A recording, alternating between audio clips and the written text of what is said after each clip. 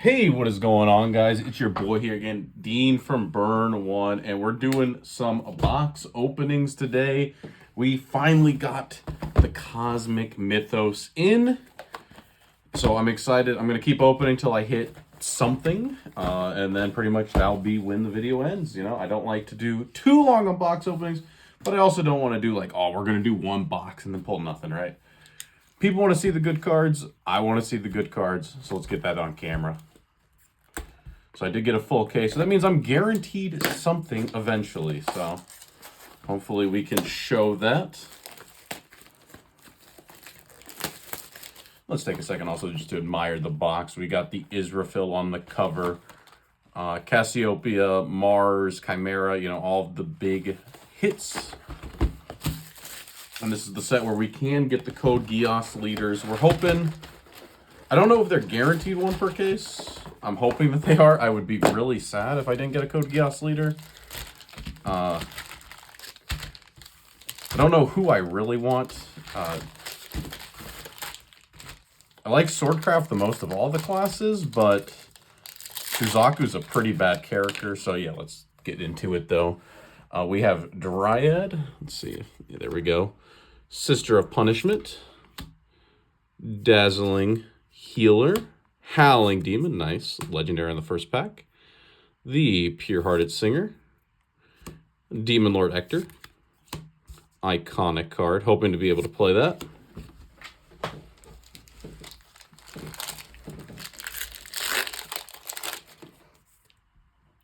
Princess Juliet. Venomous Bite. Scale Berserker. Caledonian Boar. Elf Song. Gurren Revolt, it's the alt art of the Lightning Blast. Dazzling Healer. I don't know if this card's actually playable. I know it was decent-ish in digital, but isn't like Bahamut just usually better? Sister of Punishment. Dazzling Healer. Oh, Lord General Romeo. I'm excited to see that. I am wanting to sleeve up the Romeo and Juliet package. Venomous Puckworm. Noble Instruction. Also, is this the good one? This is like the okay one. Top check 5. Add a Rune Follower. Spell chain 10. Cost 1. So the question for you is Hollow Dogma a good card in Haven? And I think the answer is no. No, it's not. Oh, CC, Woodland Witch. This is the alt art of Cassiopeia. Fantastic card. I've already pulled a couple of this, so... nice to see another Magic Illusionist. Zoe. Oh, and we got Levitane Blast Form. And the Fairy Wisp.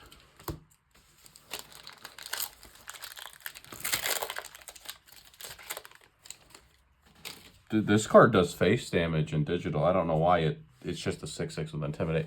I guess Intimidate's pretty big. It's like, you know, can only be interacted with spells. It's a 6/6. Basically unkillable. The same thing as an invincible card, kind of. Globe of Starway. Okay, was this one then good? Search your deck for an amulet. 2 mana card. Yikes. Yikes.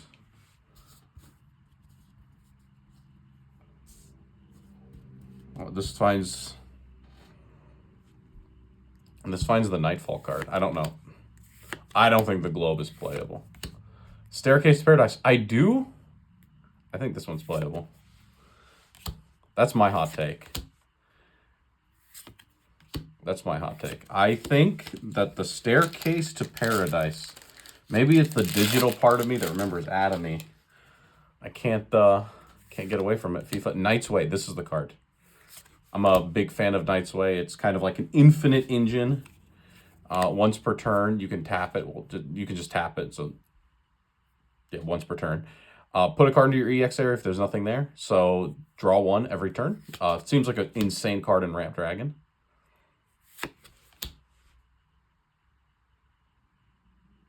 Wait, this card also sounds pretty insane. Tap 2 amulets, draw 2, ditch 1. You know, a lot of the amulets suck, so...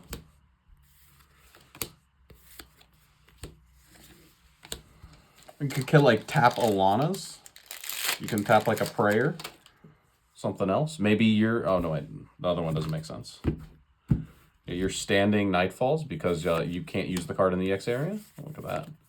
Oh, we got the Python able to dig through the entire deck, or just remove cards from the deck. It's not the same as digging, but it's pretty close. It's like you dug through all the bad cards. So it's the same as digging, right? It's like every time you play Insight, you draw a bad card. It's like you did all of those for free. The Altart Lelouch. We got the Grimnir. Barbarossa.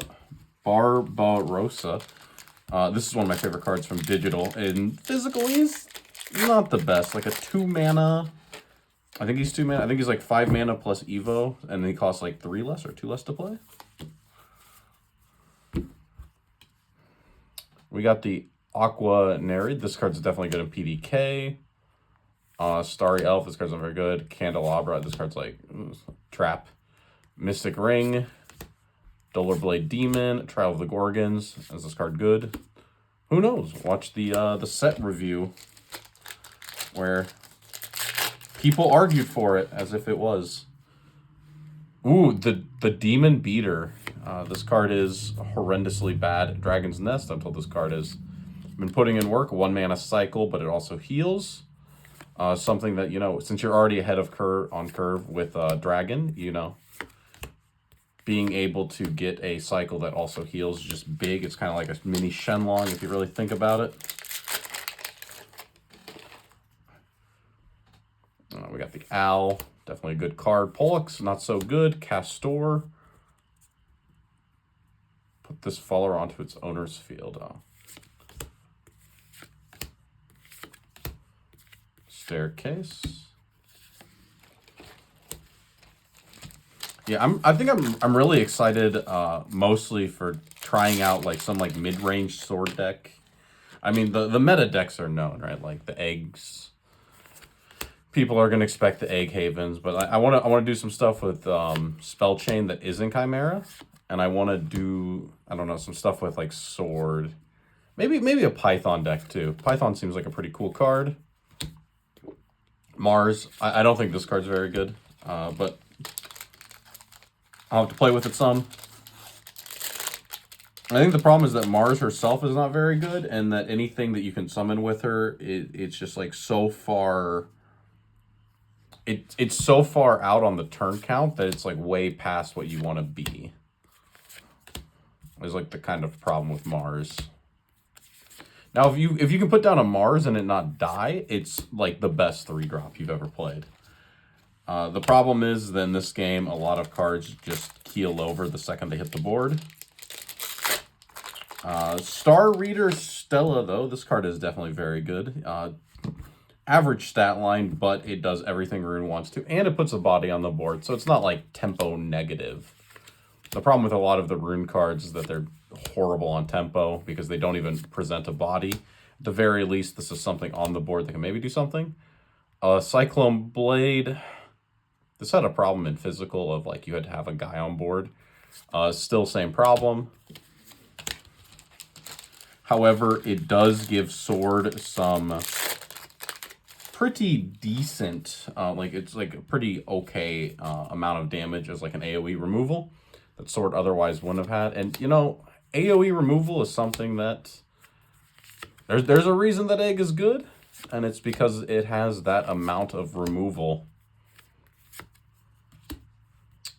Europa, this card seems pretty cool. I don't know if you have the room in Rune. Not 100% certain yet. I'm going to be playing around, like I said, with some... I'm a little excited to play some Rune stuff. And that was the first blocks, you know, not too bad. 6 L's, 2 Shatterfoils.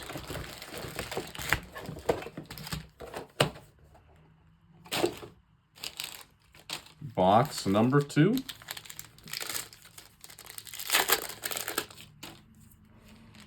We got another Demon Beater, the Dragon's Nest, the Beetle Warrior, Dragonute Fist. Told this card's good. You know, it's not... There we go. We got the PDK. Let me get that a little bit better on camera for you guys. Look at that. Beautiful you.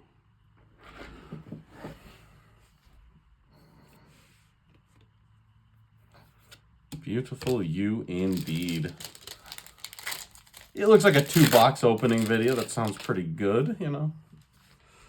Do the rest off camera. Don't want to bore anyone. I don't know how many people like to watch a mass box opening.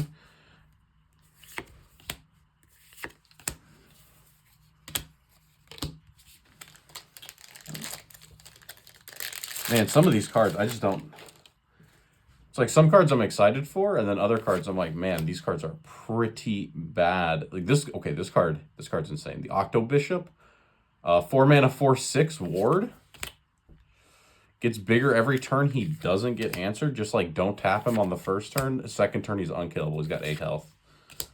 King Elephant, the new big meta threat. How good is this card? I'm told this kills people on turn 6. I think that sounds a little ambitious. Yeah, evil for 4. If you evolve him, he ignores the ward. My thing is like Rune. I don't know how this card ever gets through like Rune, like Rhyme Wind plus like other cards. Just cheap answers. And it has to also answer, like you have to have like dealt with all the wards on board as well. So I don't know. I'll have to test. Big meta threat supposedly. And, you know, I'm willing to admit when I'm wrong when it's, like, the best deck and I'm sitting there losing to it or I'm playing it in regionals. You know, I'll admit, yeah, I misjudged the card. Star Torrent. Concentration. I think this card's huge, though. Concentration. Being able to dig through your deck while also healing. We already have the Earth Sigil that gives you more health. So, like, Rune is able to heal a lot for pretty cheap. I think that's very important for like what Rune is trying to do as a class, right? It's trying to get to like these later turns and then do some disgusting thing. So, you know, anytime that we get more heal in Rune, it's definitely good. Oh, and Dark Jean. Saw this on the stream last night. This card's pretty good. Pushes a lot of face damage. Any existing cards, I mean like literally anything. If anything is on the board, you can just randomly convert that into... basically almost lethal. Howling Demon. I've seen some Japanese lists that play him, so hopefully, you know. Hopefully that's a playable card. I am a big fan of like all of the anime archetypes, actually. Knight's Way, Divine Tiger. Oh. Star Phoenix. Old digital card. I think the stat line's pretty bad on it. I mean, like, I guess if you discard it, 1 mana for a 2/2, you just get like a recurring goblin. But does... So here's the problem. Does Dragon want a recurring goblin? And I think the answer is probably not. Like, right? The... PDK doesn't run a ton of spells, and Disco, which is where this card would be good, would have a board that is like a rights, maybe 2 rights, a flute, and then cards, and that's only leaving you with like 2 to 3 zones to play with. So I think the Star Phoenix is sadly pretty bad. Princess Juliet, but we did get the Shatterfoil on the Star Phoenix as well. After I got done trash talking it, it decided to come out.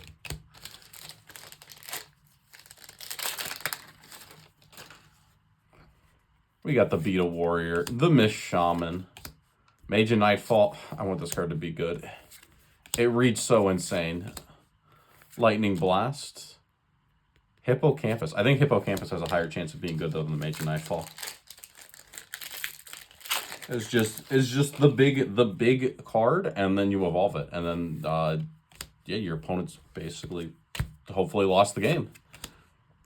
Tristan, Star Priestess, Round Table. Oh, Lelouch getting the collab card and the King Elephant Evo. On Evolve, it gets the same amount of stats that it got on the normal side. Absolutely massive. They basically printed a 2020 Storm is what they did. Some bad cards. The Ring.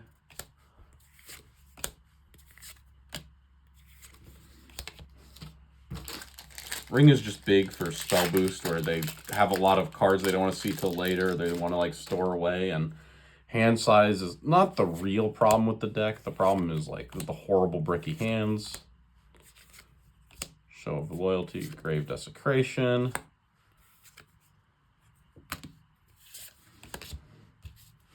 It puts cards on the bottom. I wonder if there's any place for that card other than Maroon. Probably not. Dryad, Sister of Punishment. Oh, Star Chaser Sprite. I think this card's like okay, so not too upset to see that in Shadowverse. Actually, quite happy. Might sleeve it up. Owlcat.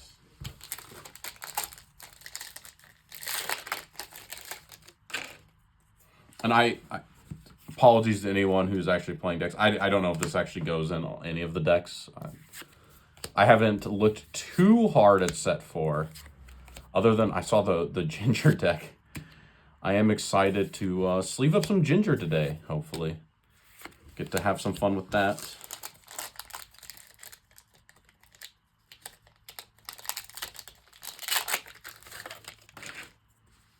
And last pack. Can we end on a holo? We got the Dragon Reaver Matilda. This card seems pretty good in PDK. Oh, it costs 1, so it's 2. It's like not the worst. Duller Blade Demon. The Charles Altart of the Globe. Still don't know if the Globe is playable. I have to see it. But that's all for this one. We did manage to hit the PDK in a timely manner. No going through 6 boxes. If you liked it, hit that thumbs up button. If not, that's fine. I can take it. But until next time, this is Dean signing out.